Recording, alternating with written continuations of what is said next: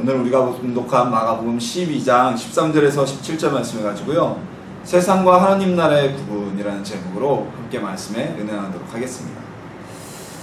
우리가 자기 할 일을 넘어서 남의 일까지 온갖 모든 일을 이렇게 참견하고 간섭하는 사람을 오지랖이 넓다 이렇게 얘기를 합니다. 그렇죠? 대신 반대로 분명히 자기가 책임져야 될 일인데도 모르쇠를 일관하고 그리고 모른 척으로 방관하는 사람들을 우리가 무책임한 사람이라고 부릅니다. 이 오지랖이 넓은 것과 무책임한 것은 어느 것이 더 좋다, 어느 것이 더 나은 성격이다 이렇게 얘기할 수 없는 아주 똑같이 문제가 있는 그런 행동들이죠. 오지랖이 넓다 보면 괜히 손대지 말아야 될 일에 손대서 다른 사람의 일을 뭉갤 수도 있고 망가뜨릴 수도 있고요, 사람들 사이에 분쟁을 일으키게 할 수도 있고요. 반대로 무책임한 사람들은 모든 일을 방관하기 때문에 어떤 자기의 책임을 지지도 못하고 사고가 나는데 원인이 되기도 합니다. 우리가요, 자기가 해야 할 일을 최선을 다해서 할 때, 그리고 자기가 해야 될 일을 열심히 할 때 그 사회와 그 국가는 건강하고 사고가 없는 사회가 되는 겁니다. 우리가 지금 오늘날 우리나라를 비롯해서 많은 곳에서 사고와 사건들이 벌어지는 것은 자기가 해야 할 일을 제대로 하지 못하고 있고, 또한 자기가 해야 될 일을 책임지지 못하기 때문에 문제가 발생하는 것이죠. 이 사람이 모이는 곳에는 언제나 있을 수밖에 없는 일인데요, 사람이 모이는 곳이다 보니까 우리 교회 내에서도 같은 문제가 생길 수도 있습니다. 하나님의 예수님의 몸된 교회의 지체인 저와 여러분, 우리 성도님들이 각각 지체로서의 역할을 충실히 담당하지 못하면 우리 교회는 생동력 있고 살아온 동력 있는 건강한 교회의 모습을 갖출 수가 없습니다. 고린도 교회에서 바로 이러한 모습이 나타났잖아요. 자기의 받은 은사와 지체로서의 자기의 은사로서 최선을 다해야 되는데 자기 역할을 넘어서서 오지랖을 펴고 또한 타인의 역할들을 폄하했기 때문에 고린도전서 12장에서는 너희는 지체로서 각각의 직분을 충실하라는 말씀을 주신 것입니다. 우리는 그리스도인들입니다. 하나님의 자녀들입니다. 그리고 교회의 지체입니다. 자, 그렇다면 우리가 교회 내에선 지체로서의 우리 역할을 다하면 되는데 우리와 세상과의 관계는 어떻게 돼야 될까요? 성도와 세상과의 관계, 그리고 교회가 세상에서 어떤 역할을 얼마나 해야 되고 세상의 질서에 어떻게 따라야 할까요? 세상의 문제와 이슈에 대해서는 우리 교회들이 어떻게 반응을 해야 될까요? 오늘 말씀은요, 예수님께서 우리에게 보여주신 세상과 하나님의 나라, 즉 교회와의 관계를, 우리 그리스도인과의 관계를 보여주시는 그 역할에 대해 보여주시는 말씀입니다. 우리 오늘 본문을 나누면서요, 그리스도인으로서 우리가 교회 안에서의 자세, 그리고 세상과 하나님 나라인 교회의 구분선을 깨닫고 얻는 은혜의 시간이 되기를 소망합니다. 바리새인들은요, 예수님이 세상에 계실 때 예수님의 사역에 가장 방해하고 반기를 들었던 세력들입니다. 왜냐하면요, 이들은 당시 유대 나라의 가장 최고의 신앙 지도자들이었는데 예수님께서 많은 사람의 관심을 받고 많은 사람들로부터 인기를 얻게 되자 이스라엘의 신앙의 지도자로서의 자신들의 위치가 기반이 약화되는 것에 대해서 강한 반감을 가지고 있었습니다. 또한 예수님의 전하시는 말씀이, 하나님 나라의 말씀이 지금까지 자신들이 해석했던 성경의 해석과 차이가 있었습니다. 그렇기 때문에 이들은 끊임없이 예수님을 견제하고 예수님을 대적하며 사역을 방해하고 있었습니다. 그래서 오늘 본문 말씀도요, 예수님의 함정에 빠지고자 바리새인과 몇몇 헤롯 당원, 이 헤롯 당원이라는 자들은 유대를 통치하던 분봉왕, 이 분봉왕은요, 큰 권력은 없었던 왕이, 실질적으로는 그냥 어떤 명예직이라고 우리가 생각을 하면 되는데, 어쨌든 이 유대를 통치하고 있었던 헤롯 왕에 속했던 자들입니다. 이들이 연구를 해서 예수님 어떻게 함정에 빠질까 연구를 해서 아주 제대로 된 질문을 하나 건져서 준비해서 예수님께 나왔습니다. 그리고 예수님께 와서 온갖 미사여구를 동원하여 예수님을 칭찬하면서 나옵니다. 여러분들 아셔야 될 게요, 사단이 우리를 유혹하고 넘어뜨릴 때 처음부터 막 이렇게 의리의리하고 막 뿔 달리고 뭐 위협하고 이렇게 다가오는 게 아닙니다. 사단은 간교한 사기꾼 같은 애들이에요. 그래서 여러분, 사기꾼이 처음부터 나 사기꾼이요 이렇게 하면 속는 사람이 어디 있습니까? 온갖 좋은 말로 사장님 여기다 투자하시면 몇 배 이득이 납니다. 아이 뭐 어떻게 믿어? 온갖 말을 가지고 그냥 그걸 속여서 사람들 사기를 쳐먹듯이 사단들도 우리에게 늘 달콤한 말과 달콤한 유혹과 조건을 제시하면서 우리를 유혹하게 됩니다. 여러분들에게도 누군가 만약에 필요 이상의 친절을 베풀거나 또한 달콤한 유혹으로 여러분들을 다가온다면 여러분 그 시간에 깊은 기도로 묵상하며 분별의 은사를 받는 성도님들이 되십시오. 예수님을 함정에 빠뜨리려는 이들도 참되고 사람을 진리로만 보시고 외모를 취하지 않으시고 하나님의 애들을 가르치는 완벽하신 분이라고 예수님을 떠옵니다. 그리고 한마디로 밑밥을 깔고 나갔던 거예요. 자, 바리새인과 세로당, 즉 헤로당의 파벌에 속한 자들이 예수님에 대한 책을 잡으려고 드디어 예수님께 이제 질문을 합니다. 온갖 미사역을 예수님 앞에 깔아놓고 이들의 질문의 요지는 이겁니다.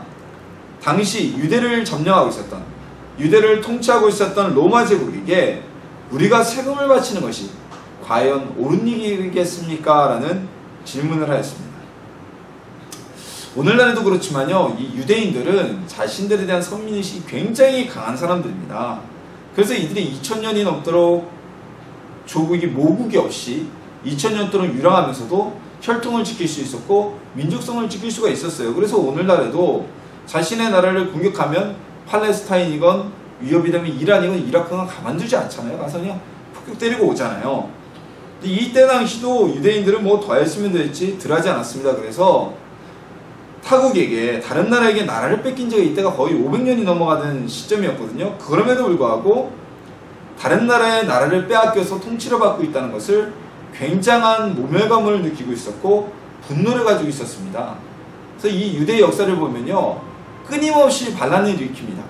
유대를, 그러니까 바빌론 제국에게, 신바빌로니아 제국에게 유대가 멸망한 이후에, 그 이후에 페르시아 제국이 유대를 이어받아서 바빌론을 멸망시키고 통치를 했고, 페르시아 제국을 알렉산더가 멸망시키면서 이어서 또 헬라 제국이 유대를 계속 통치했습니다. 그리고 헬라를 로마가 무너뜨리자 또한 계속 헬라로부터 유대를 넘겨받아서 로마가 이 유대를 통치하고 있었는데, 정권이, 제국은 바뀌었지만, 통치국가는 바뀌었지만 유대인들이 끊임없이 반란을 일으켰기 때문에 이 통치하는 국가들은 아주 골아픈, 정말 골치 아프게 하는 민족 중에 하나였어요. 때문에 이 바리새인과 율법사들에게 있어서 메시아는, 이때 당시 대부분의 유대인들에게 있어서 메시아는요, 로마의 통치로부터 이스라엘의 국가를 회복시킬, 일단 독립영웅과 같은, 다윗과 같은 위대한 독립영웅을 꿈꾸고 있었던 것입니다. 그래서 예수님이 스스로 십자가에 달려 돌아가실 것을 말씀하시고 죽게 되자 많은 사람이 등을 돌린 거예요. 우리가 바라던 메시아가 아니구나, 이 나라를 회복시킬 메시아가 아니구나 하고 많은 사람이 등을 돌리고 그를 십자가에 못 박아 죽이라고 외치게 되었던 것입니다. 그런데 예수님께서 만약에 이 바리새인과 헤롯 당원들의 질문에, 야, 우리가 로마의 통치를 받고 있으니까 로마에게 세금 내야지, 안 내면 붙잡혀가고 고통당할 텐데? 라고 말씀하시면, 이렇게 자존심이 강하고 로마의 통치에 대해 반감이 강했던 유대인들 사이에서 예수님은 무엇이 되느냐? 매국노가 되는 거죠. 말 그대로 우리나라 일제시대 때, 일제강점기 때 일본에게 협력하고 전쟁 성공을 바친 사람들 우리가 친일파라 그러죠. 친일파라 그러시 예수님은 매국노가 되면서 유대인들에게 있었던 인기가 싹 빠지게 될 겁니다. 그러면 예수님의 세력이 다시 많이 약화가 되겠죠. 근데 만약에 반대로 예수님이 민족주의적인 성향을 가지고 로마가 어디 하나님의 백성도 아닌 그 이방인 나라에 왜 세금을 바치느냐? 우리는 하나님의 백성이다, 바치지 마라 라고 한다면, 이 바리새인과 헤롯 당원들은 로마 당국에게 예수님을 반란죄로 고발해서 자신의 손에는 피도 묻히지 않고 예수님을 제거할 수가 있었던 겁니다. 이런 꼼수를 가지고 예수님께 질문을 한 거예요. 왜냐하면 유다는 이때 당시 로마의 통치하에 있었고요, 로마에게 세금을 바치는 것은 아주 현실적인 문제였습니다. 예수님께서 이들의 장기를 어떻게 무너뜨리셨을까요? 이미 이들의 의도를 예수님은 알고 계셨어요. 당연하죠. 예수님이 하나님이신데 그들의 마음을 모르고 계셨으려고요. 그 예수님께서 그들에게 나를 시험하려 하느냐라고 꾸짖으시면서 당시 로마 제국의 공용화폐였던 데나리온을 가져오라고 하십니다. 그리고 그 안에 무슨 그림과 글이 있는지 물으십니다. 자, 우리나라 100원짜리 동전에는 무슨 글과 그림이 있습니까? 100원짜리 동전 안에는 이순신 장군의 초상이 들어가 있고요. 그리고 이 100이라는 숫자와 함께 대한민국 뒷면에 100원, 한국은행이죠. 한국은행 뒷면에 100원 이렇게 쓰여 있죠.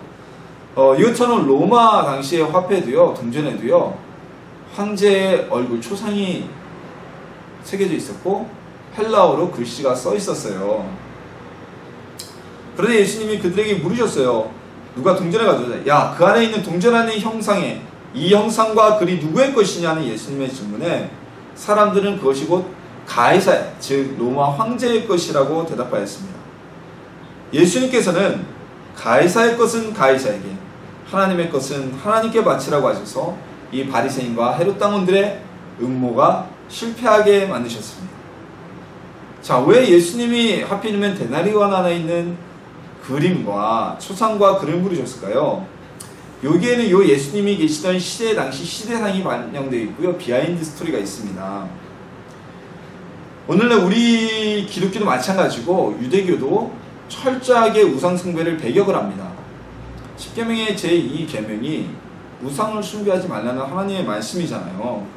그래서 예수님 당시에 하나님께 드려지는 헌금은요, 로마 황제의 초상이 그려진 데나리온이나 이런 동전으로 절대 드릴 수가 없었습니다. 하나님께 드려지는 성전세나 예물은 당시 유대에서만 융통되던 세길이나 렙돈이라는 유대 화폐로만 드릴 수가 있었어요.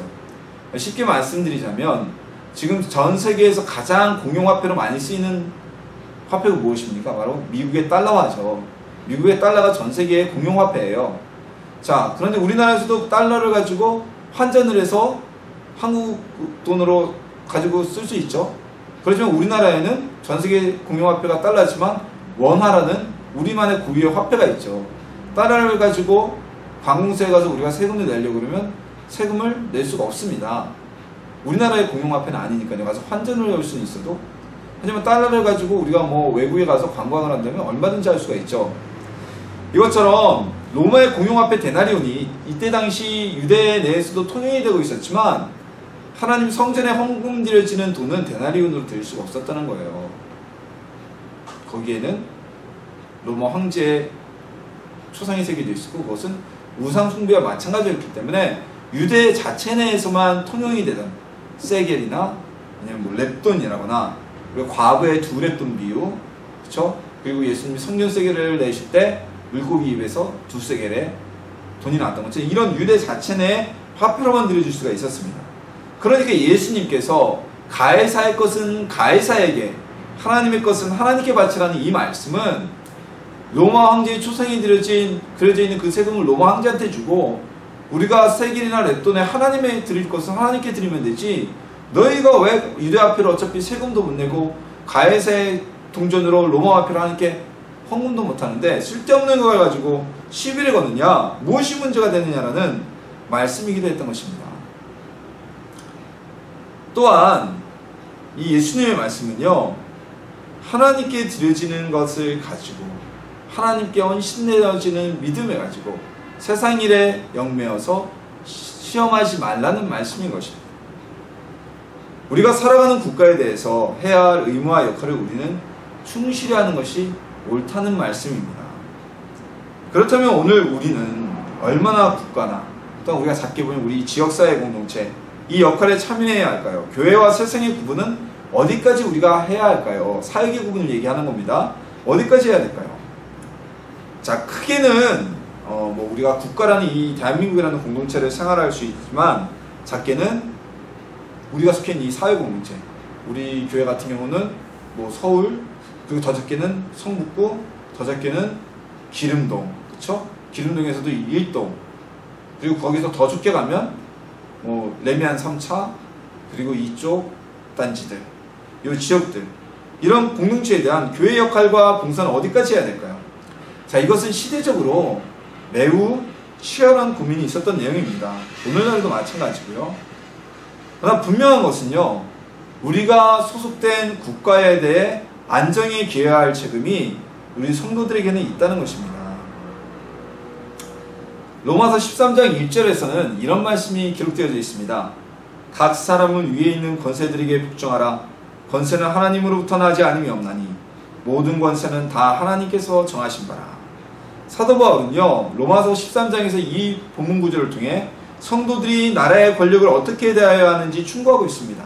이 구절은요, 과거 일제 강점기와 우리나라의 독재 정권 시대에 그 일제 수장들과 독재 정권의 수장들이 교회들을 자신들 앞에 굴복시키는데 이용한 구절이기도 합니다. 이 로마서 13장 1절을 통해 보면요, 국가의 권력에 순종하라고 되어 있습니다. 이 사도 바울 당시의 권세자들은요, 로마의 통치자들이었습니다. 그리고 교회의 핍박자들이기도 했습니다. 그럼에도 불구하고 그들이 세워진 건 역시 하나님의 허락이 없으면 세워지지 않기 때문에, 하나님이 세우신 통치자이기 때문에 그 자리에 위치해 있다는 것입니다. 그래서 그들에게 하나님이 세우신 세상의 통치자 대리자로 인정을 하고 순복하라는 말씀입니다. 하나님께서 세상의 왕들도, 이방인의 왕들도 세우신다는 것은, 우리가 역대기나 열왕기에 보면 하나님께서 하셀, 아람, 이스라엘의 적군이었던, 하나님을 믿지도 않고 섬기지도 않았던 그 아람의 왕인 하셀에게 예언자를 통해 기름을 붓고 왕으로 세우십니다. 그래서 모든 권력은 하나님께로부터 나온다는 것을 성경이 증명하고 있습니다. 우리가 오늘 대한민국이나 민주주의 국가에서는 투표를 하지만요, 투표를 위해서 뽑히는 그들도 하나님께서 그 자리를 허락해 주셨기 때문에 국회의원이 되고 대통령이 되고 총리가 될 수가 있는 겁니다. 그래서 이 말씀을 가지고 세상의 권세자들에게 복종하라, 그래서 일제 강점기 때 일본이 신사참배는 한국 식민으로서 일본 제국 안에 있는 모든 국민들의 의무이다, 이것은 우상숭배가 아니다 라고 해서 많은 교회들이 신사참배에 참여하게끔, 독재시대에는 교회들에 대해 이 말씀을 가지고 세상의 권력도 하나님이 세우신 건데 어찌 너희가 독재 투쟁을 하고 그러려고 그러니? 라고 해서 교회를 굴복시키기도 했습니다. 하지만요, 교회와 성도들은 권력에 무조건적으로 순종하는 것이 아닙니다. 여기에도요, 성경 말씀이 분명히 기록되어 있어요. 디도서 3장 1절에 보면요, 너는 그들로 하여금 통치자들과 권세 잡은 자들에게 복종하며 순종하며 모든 선한 일 행하기를 준비하게 하며 아무도 비방하지 말며 다투지 말며 관용하며 범사에 오냐함을 모든 사람에게 나타낼 것을 기억하게 하라. 디도서 3장 1절과 2절 말씀을 제가 지금 봉독한 건데요, 읽은 건데요, 여기서도 통치자들과 권세 잡은 자들에게 순종하라고 말씀하고 있습니다. 하지만 한 가지 전제 조건이 있어요. 단서, 그들이 선한 일을 행하게 하기 위해서 너희가 순복하고 복종하라고 분명히 하고 있습니다. 이게 무슨 얘기냐면요, 우리가 국가 권력이나 통치자들에게 순종하는 것은 그들의 독재와 부패를 눈감아주는 것이 아니고 그들이 국가를 바로 통치하여, 즉 선한 일을 준비하게 하는, 국가를 바로 통치해서 국민들과 국력을 신장시키는데 전념하도록 하는 국민의 의무라는 뜻입니다. 이렇게 보면요, 방금 전에 제가 말씀을 드렸듯이 일제강점기에 신사참배를 국민의 의무라고 호도했던 그들이나 독재 정권 시대에 권세자들에게 순복하라고 하나님이 하셨는데 왜 당신들은 순복하지 않느냐라고 말했던 그들이 얼마나 큰 옳지 않은 이야기를 했다는 것을 분명히 우리가 알 수가 있습니다. 그렇다면 우리 교회는 이 사회 개혁과 공동체를 위해서 어디까지 참여해야 할까요? 어떤 의미까지 져야 할까요? 우선 성도들은요, 우리 국민의 의무를 다해야만 합니다. 국민의 의무가 대표적으로 국민의 4대 의무가 있죠. 바로 납세 의무, 근로의 의무, 국방의 의무, 교육의 의무. 이 4가지 의무가 국민의 4대 의무라고 이야기를 합니다. 우리 하나님의 자녀들, 성도들은요, 이 의무를 다 이행해야 합니다. 성도이기 이전에 이 대한민국의 국민이기 때문입니다. 물론 국가에서 전도를 못하게 하거나 신앙생활을 못하게 한다면 그것은 선한 일이 아니기에 우리가 거부해야 됩니다. 하지만 지금 말씀드린 이 4대 의무는 우리 신앙생활에 전혀 방해가 되지 않고 국민과 국가를 더 든든하게 하기 위한 선한 의도를 가지고 있는 겁니다. 4대 의무를 지킨다고 해서 신앙생활에 어떠한 장애를 입지도 않습니다. 그래서 우리는 이 의무에 순복해야 된다는 겁니다. 이 문제와 이 4대 의무와 연관해서 최근에 한 가지 이슈가 되는 일이 있죠. 바로 교회 목사들의, 목회자들의 납세가 이슈가 되고 있습니다. 반대하는 분들은요, 우리 목회자들은 노동의 대가로 급여를 받는 것이 아니라 사역에 대한 사례를 받는 것이라고 말씀하십니다. 이것에 대해서 오늘날 모든 목회자들이 저를 비롯해서 다 공감하는 겁니다. 여러분, 월급과 사례는 다릅니다. 예를 들어서 주례를, 내가 은사 선생님을 모시고 결혼식 주례를 부탁드렸습니다. 그 주례 선생님께 우리가 감사해서 양복값이나 거마비를 드려요. 그게 노동의 대가입니까? 사례입니까? 그건 노동의 대가가 아니죠. 감사함으로 우리가 드리는 사례예요. 목회자에게 교회에서 나오는 응급은 그래서 월급이 아니라 사례라고 이렇게 얘기를 합니다. 자, 그런데 월급이 아닌 이유를 한 가지 더 알려드릴게요. 목회자들이 교회에서 받는 사례가 월급이 아닌 또 하나의 증거는요, 우리는 사례고 근로소득이라고 보지 않기 때문에 교회에서 최저임금이 안 되는 사례가 나온다고 노동부의 교회를 고발하는 목회자는 단 한 명도 없습니다. 우리 스스로가 그게 급여가 아닌 걸 알기 때문에 전혀 그러질 않죠. 자, 그런데 또 하나의 이제 또 문제는 뭐냐면, 이 소득세 문제가 어디까지 가냐면, 이제 개인적으로 우리가 사례가이기 때문에 이거 세금 낼 수 없다 이러기도 하고, 또 하나의 문제는 이 목회자의 사례비에 대해서 소득세 신고를 받으려고 그러는 것은 국가가 교회 내의 재정의 흐름에 대해서 파악하기 위한 첫 번째 단계거든요. 그러니까 이분들은 교회 재정에 대해서 종교단체의 기부금에 대해서 국가가 통제하는 것을 옳지 못하다는 이런 이유를 가지고 납세를 반대하고 있는데요. 글쎄요, 목회자가 받는 사례가 우리가 노동의 대가는 아니지만 사회적으로 이렇게 문제가 되고 전도에 방해가 된다면 오늘 본문의 예수님의 말씀들은 기꺼이 납부하면 됩니다. 저는 개인적으로 그렇게 생각을 합니다. 더군다나 저를 비롯해서 대한민국의 대부분의 목회자들은요, 소득세를 납부한다 그래도 사례비가 근로기준법의 근로기준 기준세액에, 소득세 기준세액에 못 미치기 때문에 대부분이 실질적인 면세 대상이라고 해요. 너무 작은 것을 지키다가 우리가 더 큰 것을 잊는 것은 아닌지 그냥 걱정이 됩니다. 우리는 국방의 의무를 이행해야 됩니다. 국방의 의무는 나라를 지키는 일이죠. 오늘날에는 우리가 군에 입대해서 2년 동안 현역으로 복무하거나 또는 사회복무요원으로 복무를 하거나 여러 가지 방법이 있습니다. 하지만 이 현재 우리가 나라의 국방의 의무를 하는 것도 나라를 지키는 일이지만 조금 더 과거로 가본다면요, 일제강점기 때 우리의 나라의 독립을 위해서 애써섰던 독립운동가분들, 그분들 역시 나라의 국방을 위해서 애쓴 분들이라고 볼 수가 있습니다. 그분들 중에는요, 우리 독립운동가 분들 중에는 기독교인의 비율이 상당히 많았습니다. 왜냐하면요, 국권을 빼앗긴 이후에 교회가 독립운동의 중심이 되었기 때문입니다. 당시 일제의 감시를 피해서 젊은이들이 자유롭게 모일 수 있는 공간이 교회였기 때문이고요.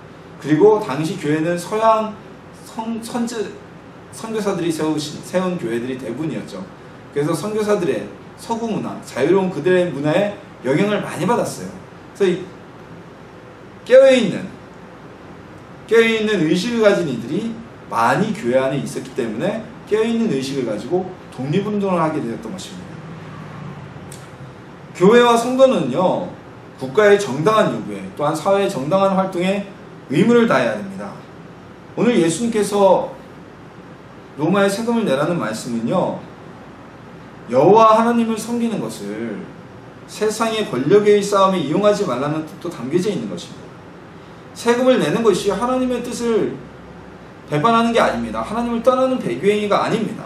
그럼에도 불구하고 바리새인과 헤롯 당원은 예수님께 이 질문을 가지고 시험에 빠뜨리고자 했던 것입니다. 신앙의 제약과 전도를 막는 것이 아니라면 국가와 사회의 의무를 다하는 저와 여러분이 되기를 소망합니다. 예수님께서 우리에게 분명히 이것을 원하실 것입니다. 자, 그렇다면 교회는 어떤 방법으로 사회에 공헌을 할 수 있을까요? 사회 활동에 참여할 수 있을까요? 이것 또한 많은 반복론적인 어떤 논란이 있어 오늘날까지도 그 논란이 계속되어 오고 있는 이슈입니다. 영화 미션을 보신 적이 있으신가요? 굉장한 명화죠. 몇 년 전에는 그 남자 여자의 합창단에서 이 영화의 주제였던 그 무슨 오버였는데 원작은 넬라 판타지아로 우리에게 많이 알려져 있죠. 그 넬라 판타지아는 가사를 붙인 거고 이 영화에서 원래는 이건 OST는 그냥 오보에로 연주가 됩니다. 이 영화에 보면요 미션 말 그대로 선교에 대한 이야기인데 두 명의 카톨릭 선교사가 등장을 합니다. 옛날에 남미가 해방되고 독립하지 못하였을 때 식민지에서 남미 식민지 정글에서 원주민들을 상대로 선교를 하고 있었던 카톨릭 선교사들의 이야기입니다. 이 영화의 압권은 마지막 장면입니다. 두 명의 선교사에게 군대가 정글에 있는 그 원주민들을 이제 소탕하러 토벌하러 들어온다고 통지가 오게 됩니다. 그리고 즉각 철수하라고 목숨을 건지기 위해서 그곳에서 빠져나오려고 연락이 오지만 이 두 명의 선교사는 돌아가지 않습니다. 그리고 끝까지 자신들이 선교를 한 전도한 그 원주민들과 함께하기를 택합니다. 그러나 이 두 선교사는 원주민들과 함께 그들을 토벌하러 오는 군대를 맞이하는 방법이 달랐습니다.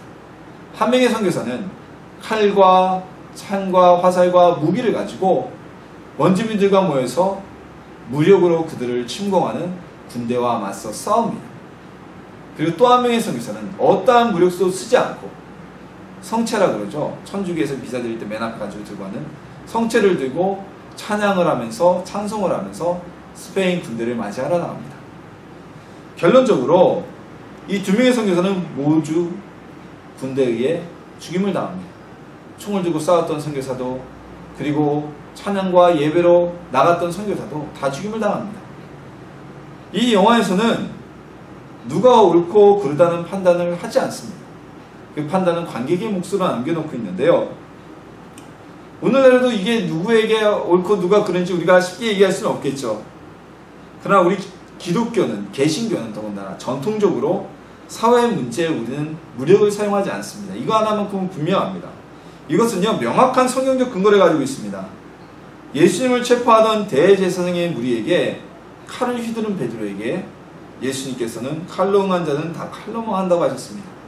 자, 이거는 국방의 의무와는 다른 겁니다.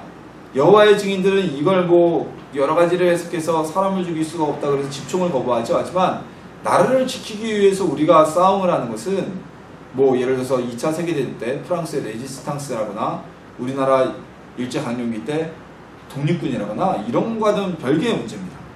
사회 내부적인 이슈에 우리가 예를 들어 뭐 과거처럼 오늘날은 그런 게 없죠. 과거처럼 막 화염병과 돌부터 들고 나가는 그런 일은 없어야 한다는 겁니다.